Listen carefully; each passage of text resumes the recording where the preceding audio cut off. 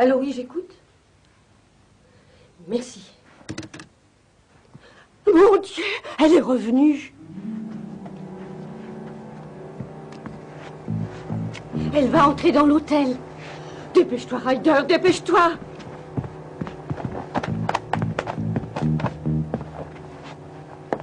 Allons, allons, Horner. Oui. Allez-vous-en. Dépêchez-vous. Madame la comtesse ne veut pas d'ouvriers dans ses appartements. D'accord, j'ai fini, vous en faites pas. Vous vouliez que j'aille vite, j'ai été vite.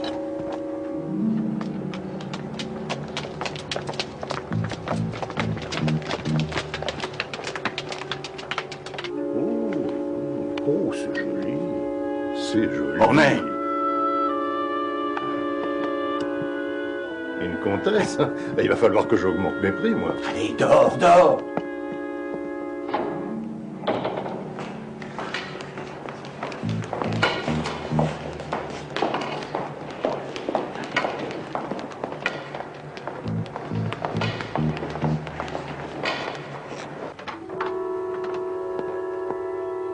Ça va.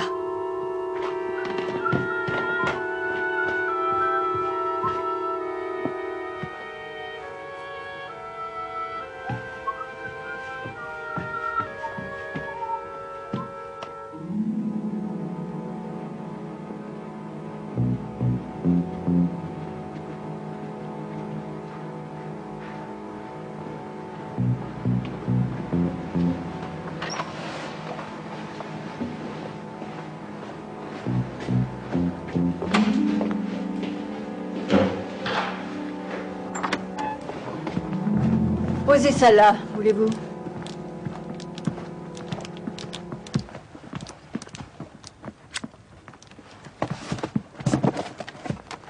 Tenez. Voilà pour vous trois. Oh, merci, Madame la Comtesse. Joyeux Noël, Madame la Comtesse.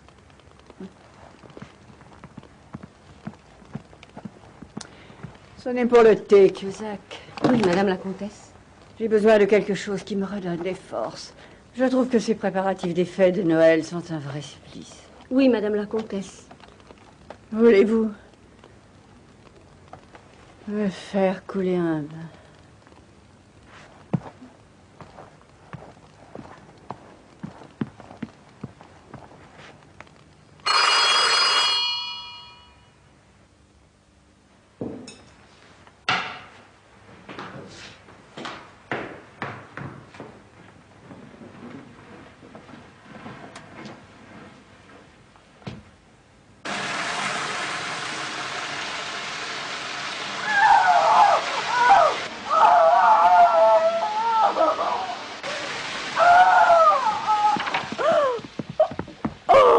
Que se passe-t-il?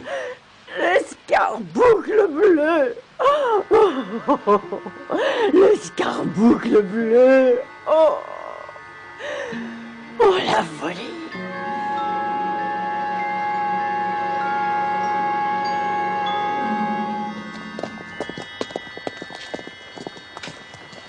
Regarde dans la vitrine. Là. John. Oh, ça va lui plaire. C'est magnifique. Tout comme sa maman. Tu crois vraiment qu'on a assez d'argent? Je t'ai déjà dit que oui, j'ai bien travaillé, ça me rapportait de l'argent. Et même sans ça, c'est Noël, non? Tu es très beau, John Harley. J'ai surtout de la chance. Avec les enfants que j'ai, la femme que j'ai, je me sens plus heureux qu'un roi. Alors, la poupée pour notre fille et le bateau pour notre fils, d'accord? D'accord. On dépense déjà tout l'argent du butin, ce que je vois, Horner. De quoi vous parlez? J'ai rien fait, qu'est-ce que ça veut dire? John Frédéric Horner, vous êtes en état d'arrestation pour avoir volé une pierre précieuse de grande valeur, connue sous le nom d'escarboucle bleu et qui appartient à la comtesse de Moscar. Tout ce que vous direz Mais j'ai pourra rien être... fait, je vous le jure, j'ai rien fait. C'est inutile, Horner. Un homme de l'hôtel a donné de vous une description précise. Emmenez-le. Mais je vous jure que je n'ai rien fait. Mais lâchez-moi, je suis innocent. Non.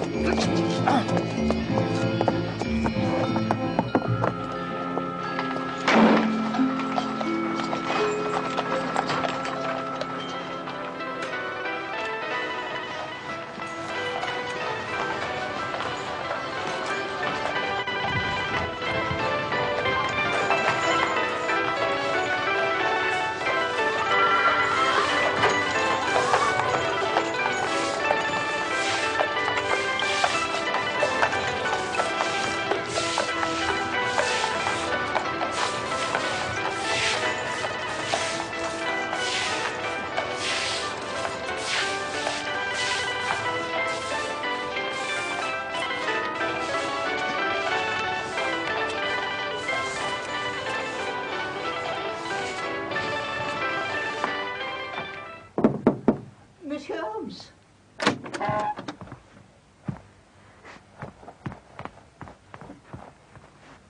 Monsieur Holmes.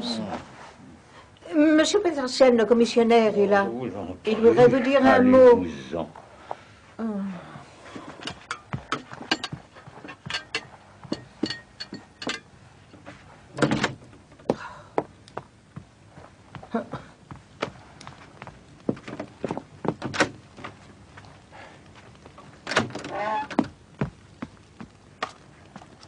Ah, je suis désolé de vous déranger, monsieur Holmes. Peterson. Posez cette oie, voulez-vous? Et posez aussi ce chapeau. Vous avez fait un bon achat. J'apprécie moi aussi ce genre de volatile pour le souper de Noël. Justement, c'est une partie du problème, monsieur Holmes. Ce n'est pas la mienne.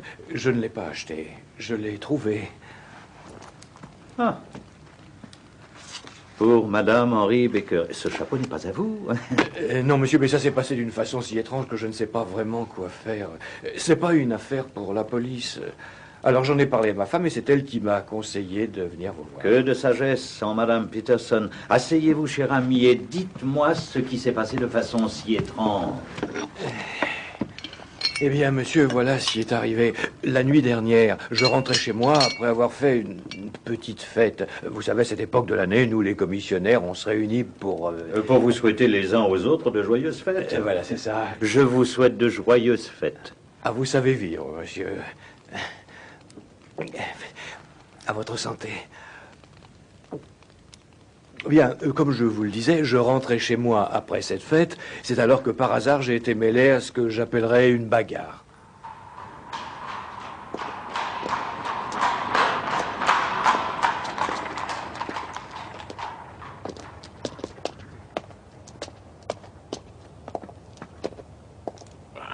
Ah bah ça pour une soirée, c'est belle. Ah, monsieur, on l'a vu, j'ai pas froid, moi. Deux personnes rentrant à la maison. Ah, vous voyez ce que je vois? Ah, t'inquiète pas, mon père, on va te débarrasser. Ah, c'est vrai qu'elle a trop l'air pour lui. Ça va pas se loin, on va pas gêner pour le dîner. Allez-vous-en, laissez-moi. Laissez-moi, vous n'êtes qu'une bande d'ivognes. Laissez-moi, je vous ai rien fait, moi. Laissez-moi. Tu vois bien qu'elle est trop lourde. Hé, là! Mais qu'est-ce qui se passe? C'est un policier, attention. Allez-vous-en! Allez-vous-en!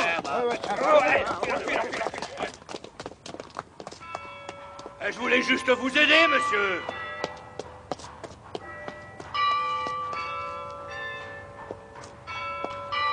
La bande de voyous s'est enfuie d'un côté et l'homme qui avait trop bu de l'autre. J'ai essayé de le rattraper, mais il a certainement cru que j'étais un policier, que je voulais l'arrêter pour avoir cassé la vitrine. Et vous vous êtes retrouvé avec les trophées de la victoire, c'est-à-dire un chapeau bosselé et la plus respectable des oies de Noël. Oh, mais c'est avec un grand plaisir que je les aurais rendus à leur légitime propriétaire, monsieur Holmes. Seulement, je ne sais pas comment faire. Mon cher Peterson, je vois quel est votre problème. Donc, comme je vous l'ai dit, j'ai parlé de cette affaire à ma femme et nous avons décidé que la sagesse était de vite déposer l'oie et le chapeau chez vous, monsieur Holmes. Car nous savons que le plus insignifiant des problèmes vous intéresse s'il entre dans le domaine si particulier de vos occupations. Hein? J'espère que je ne vous ai pas fait perdre votre temps, monsieur Holmes. Pas du tout. Alors, mon cher commissionnaire, avez-vous déjà acheté votre oie de Noël? Non, pas encore. Alors, je vous suggère d'emporter cette oie chez vous, car il ne faut plus la faire attendre. Elle doit accomplir son destin. Par contre, je garde le chapeau bosselé de votre inconnu qui a laissé derrière lui son repas de Noël. Si vous croyez que je le dois, Mais monsieur bien Holmes, sûr, je le crois. Certains signes indiquent que malgré le froid, ce gros et gras volatile doit être préparé et mangé dans les plus brefs délais. Alors, je suis de votre avis, monsieur Holmes. Je vous tiendrai au courant de l'évolution des événements. Parfait, monsieur Holmes. Oh, et puis-je vous souhaiter un bon joyeux Noël? Joyeux Noël à vous et à votre femme. Merci.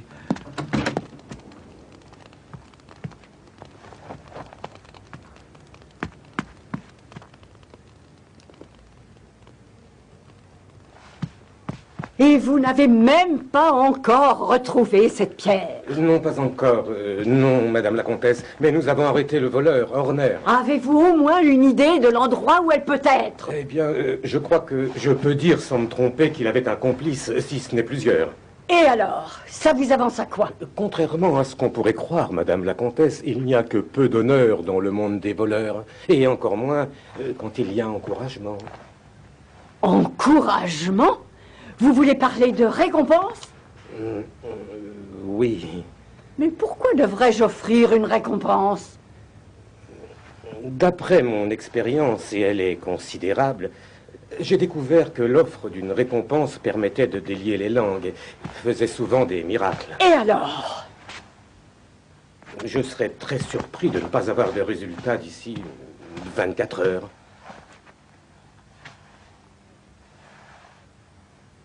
Combien? Holmes? Ah, vous êtes levé. La comtesse de Mosgar offre une récompense de 1000 livres à qui rapportera l'escarboucle bleu.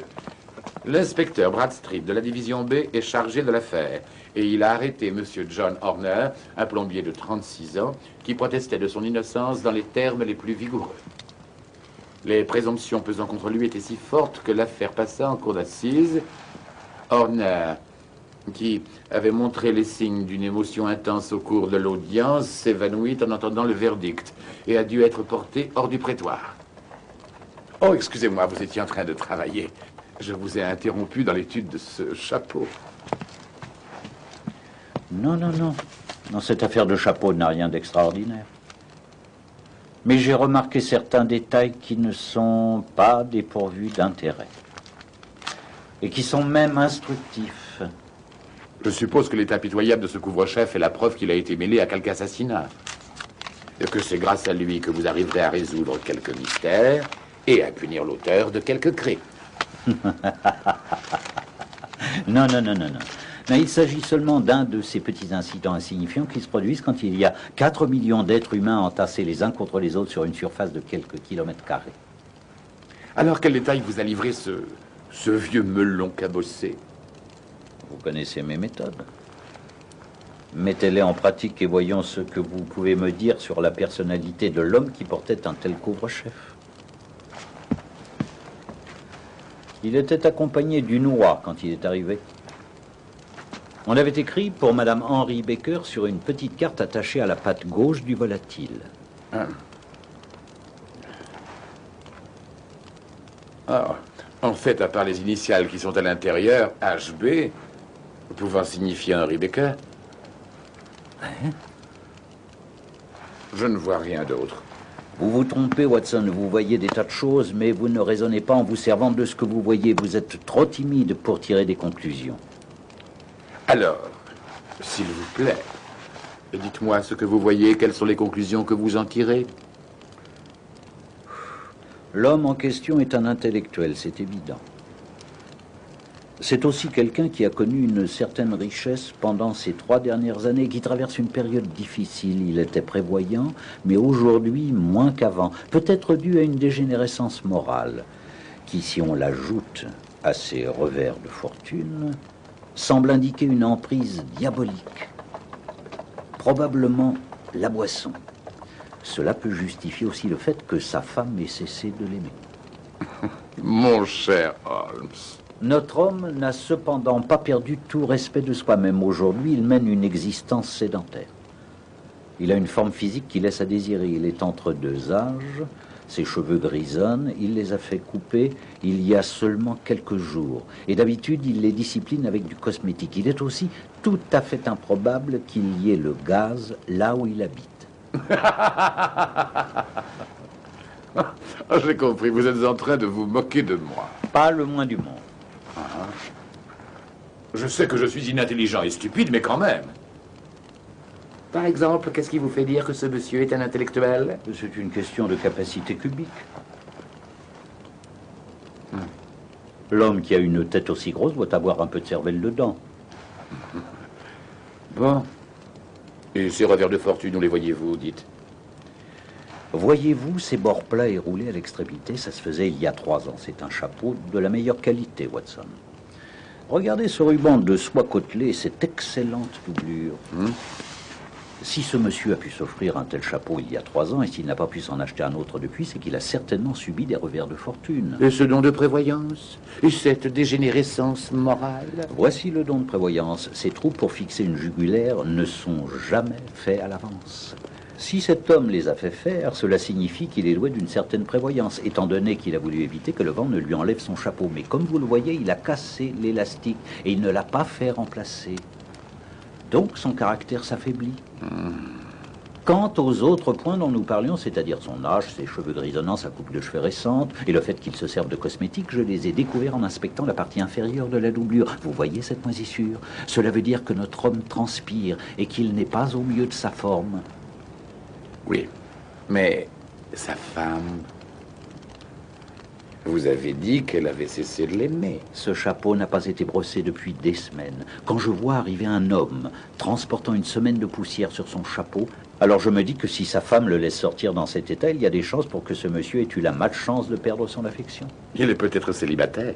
Peut-être, mais il a acheté une oie pour faire la paix avec sa femme. Rappelez-vous la carte attachée à la patte gauche. Oui. De toute façon, vous avez toujours réponse à tout. Attendez, là, je vous tiens. Qu'est-ce qui vous fait dire qu'il n'y a pas le gaz dans la maison où il vit? Une tache de suif, ou disons 2, peuvent se trouver là par hasard, mais il y en a au moins 5, ce n'est plus du hasard. S'il y avait le gaz chez lui, il ne se serait jamais taché avec du suif. Satisfait, Watson? Je reconnais que c'est un génie. Oh, Monsieur Holmes, loi, Monsieur Qu'est-ce Holmes. qui se passe avec loi? Elle est ressuscitée, elle s'est envolée par la fenêtre de la cuisine. Non, monsieur, mais regardez... regardez ce que ma femme a trouvé dans le jabot. Mon Dieu, Peterson, vous venez de trouver un trésor. Vous savez ce que c'est? Un diamant, une pierre précieuse, ça coupe le verre comme si c'était du beurre. C'est beaucoup plus qu'une pierre précieuse. C'est LA pierre précieuse. Le vol qui s'est passé à l'hôtel Cosmopolitan, l'escarboucle bleu. L'escarboucle bleu, en effet.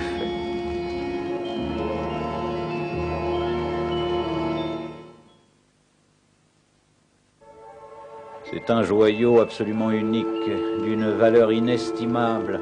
Et votre récompense, Peterson, s'élèvera à 1 millier de livres, ce qui ne représente que le 20e de sa valeur réelle. Vous dites 1000 livres, oh Seigneur. Oh. Vous devez admettre, Watson, que toutes mes déductions concernant ce chapeau prennent tout à coup un aspect aussi nouveau qu'important. Je l'admets, Holmes. Mais il s'agit maintenant pour nous de reconstituer l'enchaînement des circonstances qui ont fait que d'abord on a volé un joyau, qu'on l'a retrouvé ensuite dans le jabot du noix. Nous avons le joyau. Cette pierre est venue de l'oie et cette oie est venue de Monsieur Henry Baker, l'homme au chapeau bosselé dont nous savons déjà certaines choses. Nous devons donc maintenant nous mettre sérieusement au travail pour découvrir où se trouve l'homme au chapeau et déterminer quel rôle il a pu jouer dans cette pièce qui a tout du mystère. Trouver au coin de Good Street une oie et un chapeau melon noir. Monsieur Henry Baker peut venir les récupérer à 6h30 ce soir au 221B Baker Street. C'est clair et concis. Oui, tout à fait, mais verra-t-il cette annonce? Mais je suis persuadé qu'il jettera un œil sur les journaux du soir, parce que pour un homme pauvre, c'est une lourde perte. Ah, Peterson, je voudrais que vous portiez vite ceci à l'agence pour qu'il le fasse passer dans tous les journaux du soir. Lesquels, monsieur? Le Globe, le Star, le Pall Mall, le St. James Gazette, l'Echo, l'Evening News, le Standard et les autres qui vous viendront à l'idée. J'y vais tout de suite. Et pour la pierre? Je garde cette pierre. Merci, Peterson. Oh, de rien, monsieur. Ah, Peterson. Oui.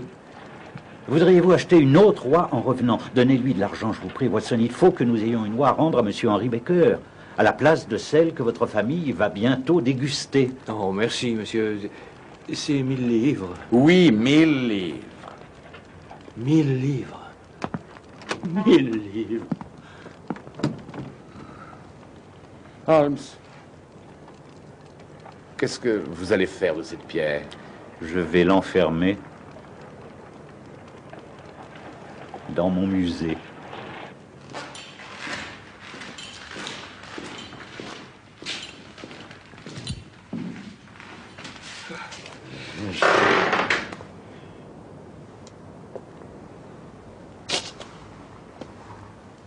Eh bien, Horner,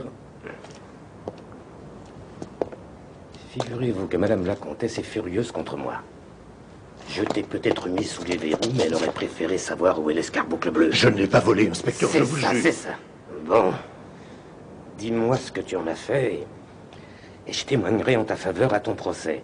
Mais si tu ne me dis rien... Ça fait des années que je marche droit, depuis que j'ai épousé Jenny. Si tu ne me dis rien, quand le juge verra que tu as déjà été condamné plusieurs fois, tu pourrais ne jamais revoir ta petite femme. Jamais, tu entends?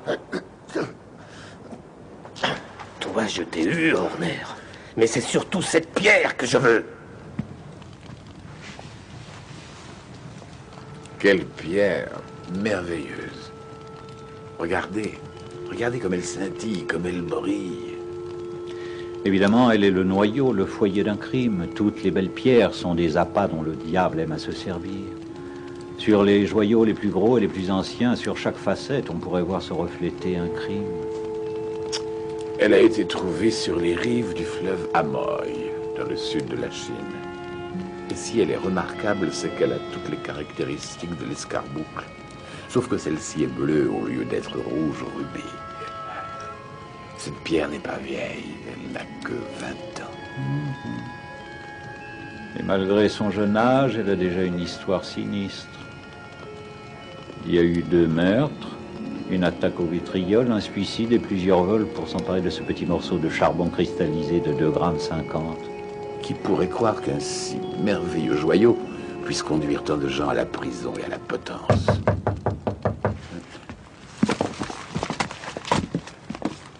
Entrez. Vous êtes sans doute Monsieur Henry Baker. Je vous en prie. Venez près du feu. Il fait froid ce soir et je remarque que votre circulation sanguine est mieux adaptée à l'été qu'à l'hiver. Asseyez-vous. Voici mon collègue et ami, le docteur Watson. Très heureux, monsieur. Monsieur Baker.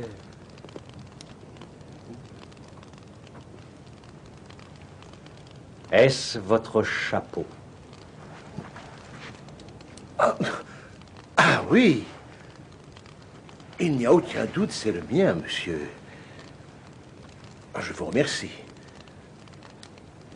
J'aurais voulu faire passer une annonce, mais l'argent que je croyais être un ami fidèle s'est tout à coup détourné de moi.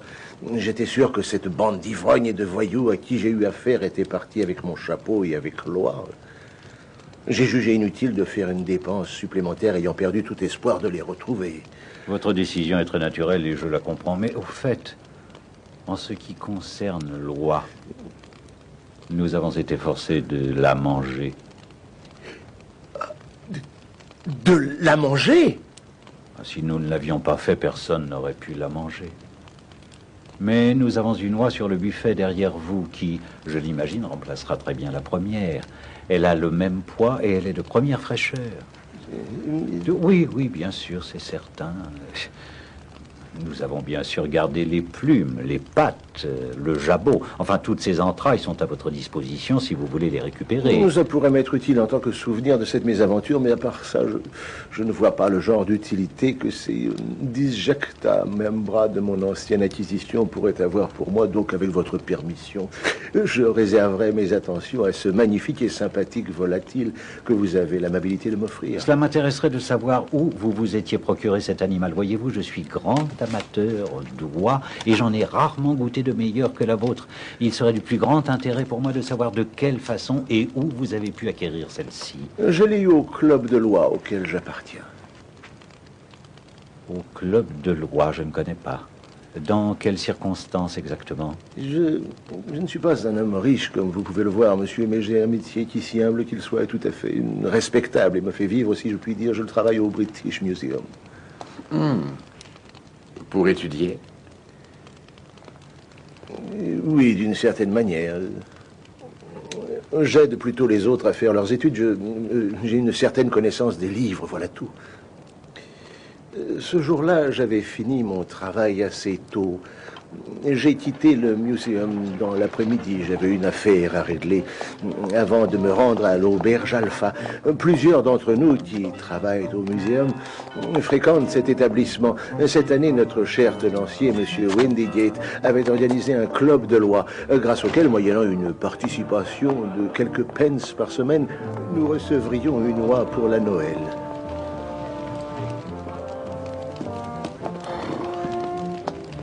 Et voilà, Monsieur Baker, une oie magnifique, comme promis. C'est un splendide spécimen, vous avez raison, Monsieur Windigate. Avec ça, vous pourrez faire la paix avec votre femme. Oh, ça va être difficile. Elle est encore en colère contre moi, les hostilités ne sont pas terminées. De toute façon, tout s'arrangera parfaitement dès que j'aurai un travail dont le salaire sera plus substantiel. Oh, et de nature académique, évidemment. Oh oui, j'ai quelques espérances. Ah. Bon, voilà, je vous règle le dernier paiement qui est de 8 pennies, n'est-ce pas? Vous avez fait fortune, Monsieur Baker? Le hasard a voulu que je rencontre quelqu'un de généreux qui m'a prouvé sa sympathie. En réalité, j'ai vendu quelques-uns de mes livres. Oh. Oh non, pas vos livres, Monsieur Baker. Nécessité fait loi, Monsieur Windigate, et en cette saison de l'année plus que jamais, nous devons faire plaisir à ceux que nous aimons. Et même à ceux avec qui nous sommes mariés. Là-dessus, si nous poussions sur le côté cette appétissante offre de paix, je prendrais volontiers quelques forces avant d'entrer dans l'arène avec un grand verre de whisky et une pinte de votre merveilleuse bière.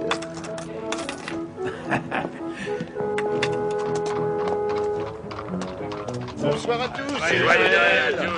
Bonsoir. Je vous souhaite un joyeux Noël, monsieur. Joyeux Noël à vous aussi, monsieur Windigate. Je vous remercie. Merci. Et venez, ce soir, personne ne devra avoir froid. Venez vous mettre au chaud. C'est là que, sur le chemin du retour, je me suis fait attaquer par cette bande de voyous et je pensais qu'ils avaient volé l'oie. Quant à mon chapeau, je l'avais perdu dans la bagarre. Je me rappelle que tout à coup, un policier en uniforme est arrivé. Alors, résultat, on a tous pris nos jambes à notre cou. Oui, bien sûr. Nous comprenons tout à fait. Vu les circonstances, bon, tout est bien qui finit bien.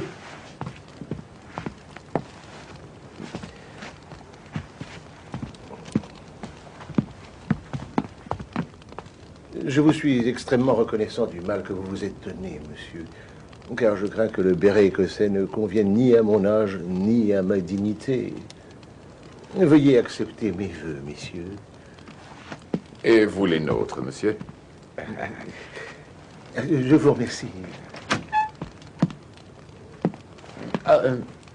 Je voulais vous demander si le gaz était installé chez vous. Le gaz? Hélas, non. Évidemment. Joyeux Noël, monsieur. Merci et joyeux Noël à vous deux, messieurs. Et voilà, terminé pour Monsieur Henry Baker. Il est évident qu'il ne sait rien de l'escarboucle. Ah, Madame Hudson. Watson, vous avez faim. Pas particulièrement. Splendide. Madame Hudson, nous allons transformer ce dîner en un souper. Nous allons suivre cette piste pendant qu'elle est chaude. Elle sera plus chaude que mon souper.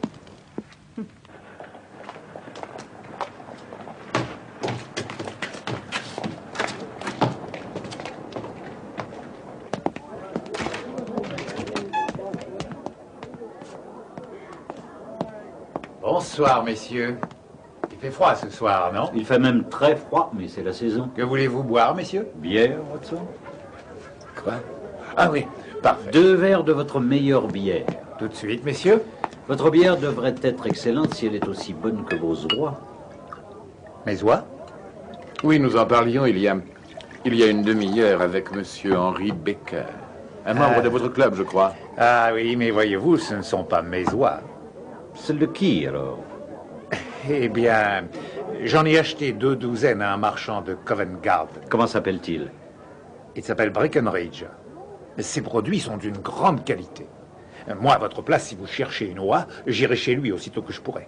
À cette époque, la bonne marchandise s'en va très vite. Eh bien, merci infiniment de ce conseil. Boirez-vous un verre de bière avec nous, monsieur? Mais Dieu bénisse votre générosité, messieurs.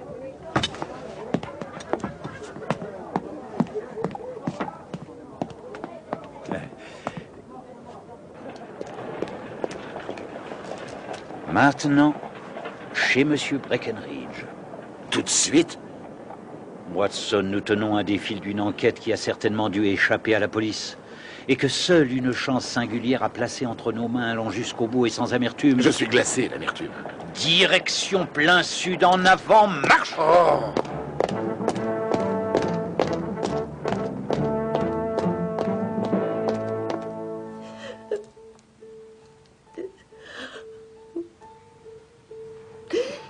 C'est la vérité. Je voudrais te croire, John. Je voudrais te croire. Mais c'est difficile avec tout ce que la police dit sur toi. S'ils disent ça, c'est que ça les arrange parce que j'étais là ce jour-là. C'est un coup monté. Tu me jures que c'est la vérité. Je t'ai promis quand on s'est mariés de ne jamais te mentir. J'ai tenu ma promesse. Et je la tiendrai toujours.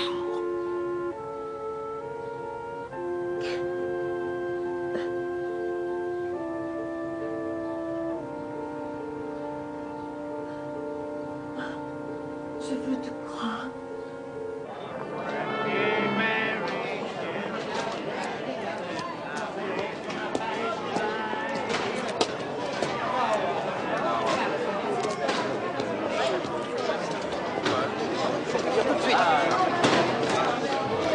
Dis-moi, c'est pas cher et c'est de bonne qualité.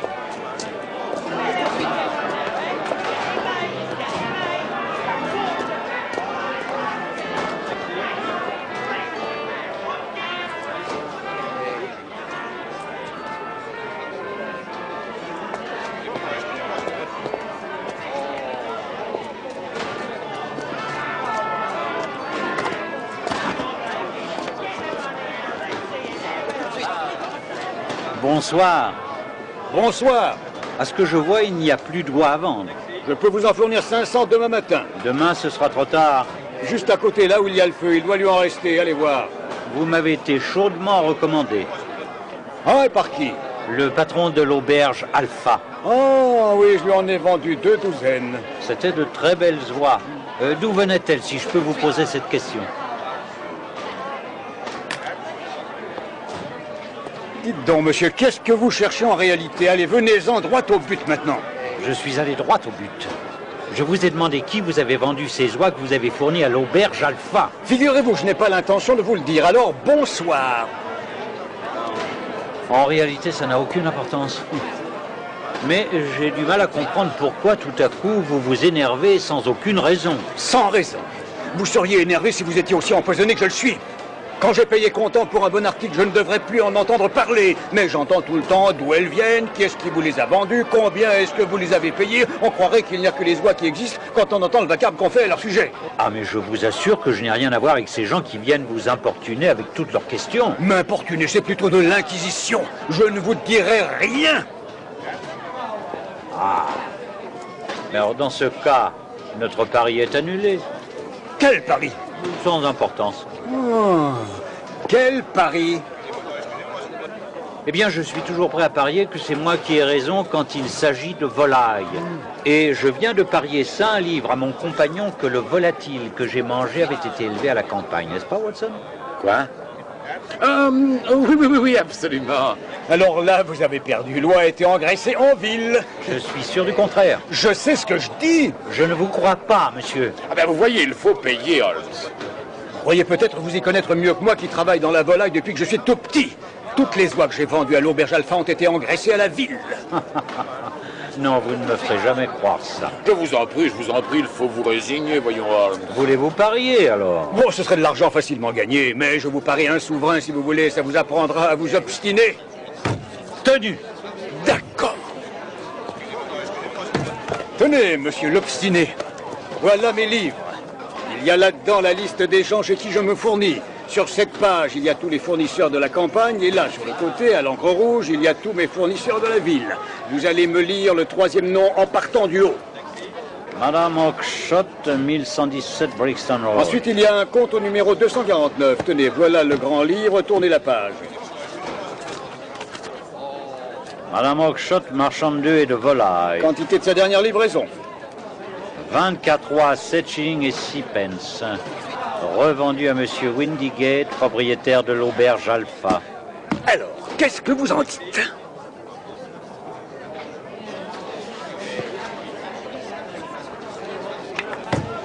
Vous devez aussi 5 livres à ce monsieur.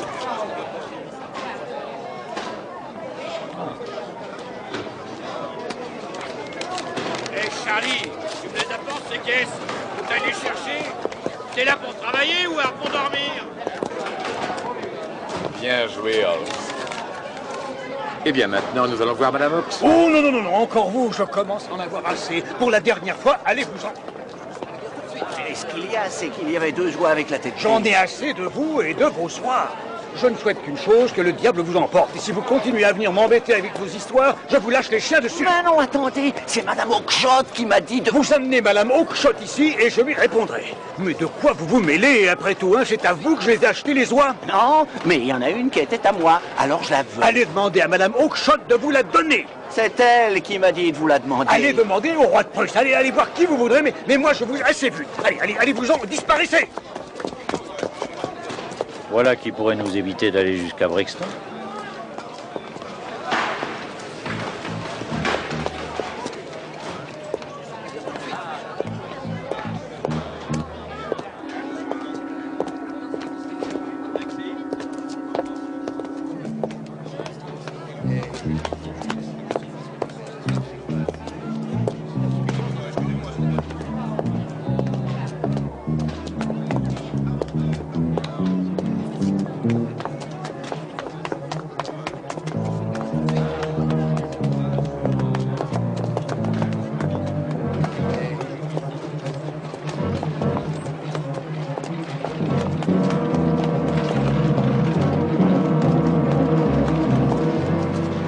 Pardonnez-moi, j'ai entendu malgré moi la conversation que vous venez d'avoir à l'instant avec ce marchand. Je crois pouvoir vous aider dans cette affaire qui vous préoccupe. Ah oui?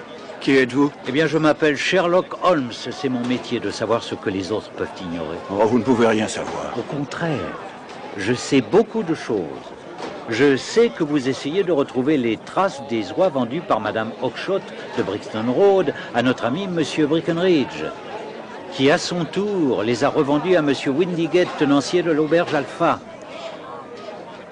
Monsieur, vous êtes exactement celui que je cherchais à rencontrer. Ah, si vous saviez à quel point cette affaire m'intéresse et me passionne. Alors je suggère que nous allions continuer cette conversation dans un endroit plus confortable. Je sais.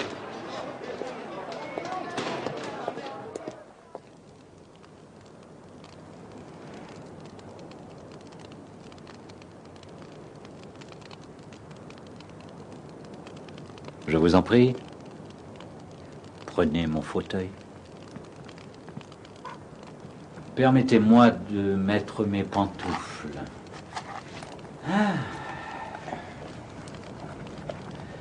Je crois que nous devrions connaître le nom du gentleman que nous allons avoir le plaisir d'aider, n'est-ce pas, Watson?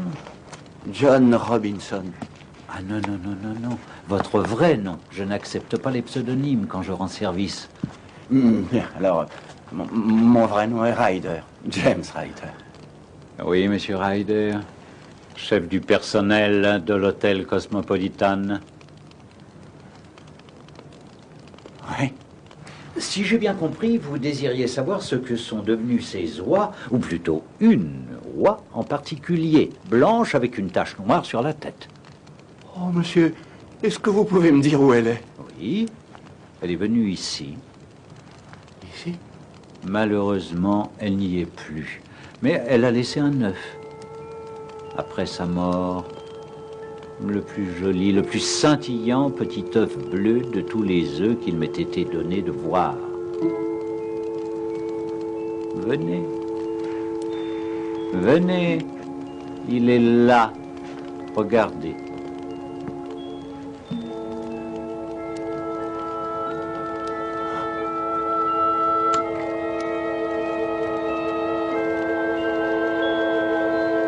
Les jeux sont faits, Ryder.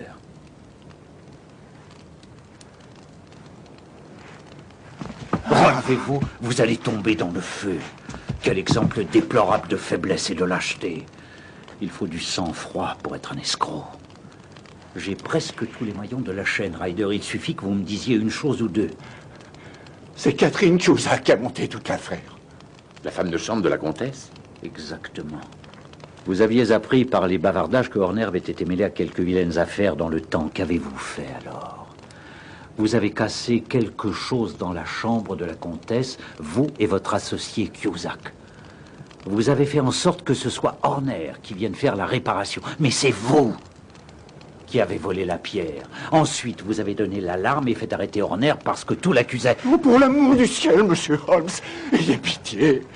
Non, mais pensez à mon père, pensez à ma mère. Ça leur briserait le cœur. Je recommencerai plus jamais, je vous le jure sur la Bible. Taisez-vous. Oh, ne m'envoyez pas en prison, je vous en supplie, monsieur Holmes. Pour l'amour du ciel, je veux pas aller en prison. Retournez vous asseoir. C'est bien le moment de vous lamenter et de pleurer. Vous vous souciez peu de Horner qui a été condamné pour un crime dont il est innocent. Je m'en irai, monsieur Holmes. Je quitterai le pays. De cette façon, on ne saura pas qui a commis ce vol.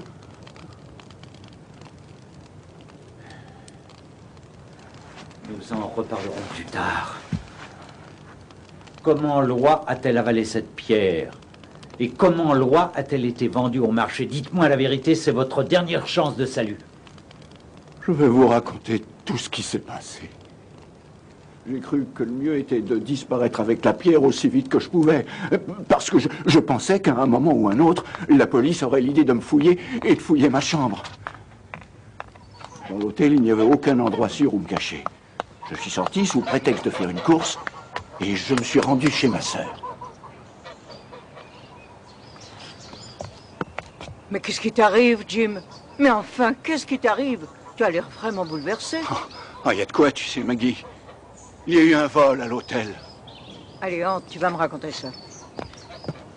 Un peu après, je suis allé dans la cour de derrière où elle garde les oies. Je fumais une pipe en réfléchissant à ce que je pouvais faire. Je savais que l'angoisse que je ressentais ne s'arrêterait que lorsque j'aurais trouvé un endroit où cacher la pierre. Tout à coup, j'ai eu une idée, en regardant les oies qui étaient en train de manger dans un coin de la cour. Ma sœur m'avait dit que je pourrais en choisir une comme cadeau de Noël. J'en choisis une, bien donnue, avec une tache noire sur la tête.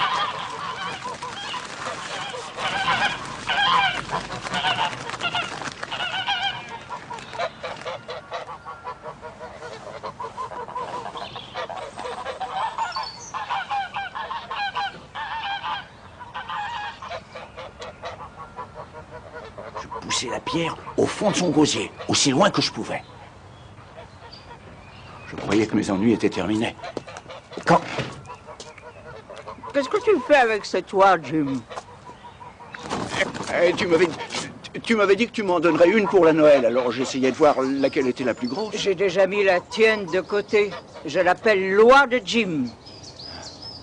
Oui, mais si ça ne te faisait rien, Maggie, je préférerais avoir celle que je tenais quand tu es arrivé. Mais enfin, l'autre fait 3 livres de plus, elle est plus grasse. On l'a gavée exprès pour toi. Tant pis, je choisis l'autre.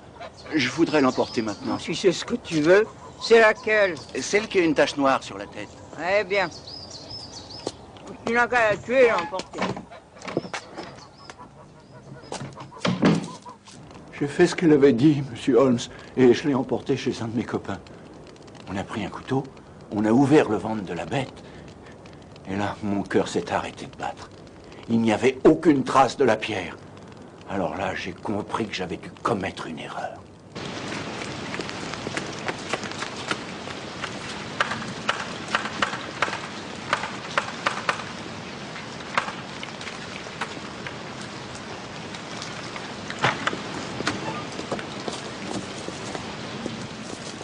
Où sont toutes les oies? Chez le marchand. Quel marchand? Breckenridge à Covent Garden. S'il te plaît, je voudrais que tu me dises où est celle qui avait une tache noire sur la tête. Il n'y en avait pas qu'une, mais 2. J'ai jamais pu les reconnaître l'une de l'autre. Mais qu'est-ce qui te prend? Où est-ce que tu vas si vite? Je suis allé immédiatement essayer de voir ce monsieur Breckenridge, mais il les avait toutes vendues. Et j'ai pas réussi à le persuader de me dire à qui il les avait vendues. J'ai cru devenir fou. Et maintenant, je suis devenu le dernier des voleurs. Mais j'ai même pas touché à cette richesse pour laquelle je me suis donné. Que Dieu me pardonne. Que Dieu me pardonne.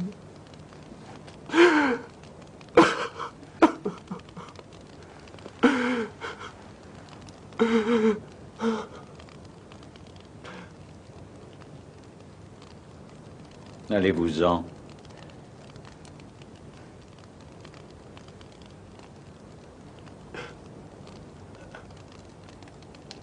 Que Dieu vous bénisse, monsieur.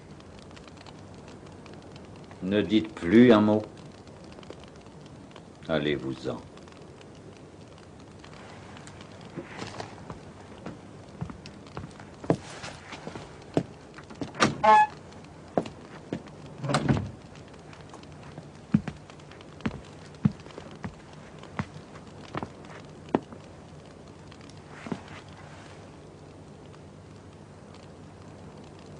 Je dois vous avouer, Holmes, que je suis quelque peu surpris. Je n'ai pas été engagé par la police pour suppléer à ses déficiences.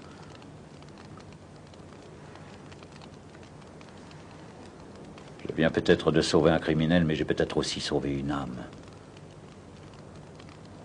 Si on l'envoie maintenant en prison, vous pouvez être sûr qu'il récidivera.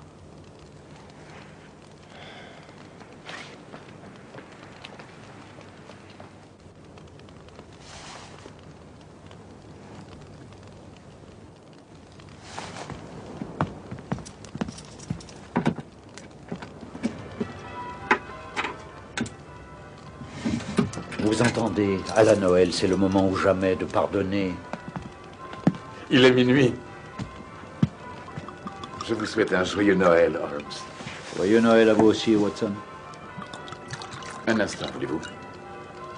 Holmes, je refuse de goûter à ce repas alors que John Horner est toujours derrière les barreaux. Est-ce que vous pensez que Bradstreet ou un de ses collègues pourrait être encore à leur bureau? Certainement. Vous avez raison, Watson. Venez.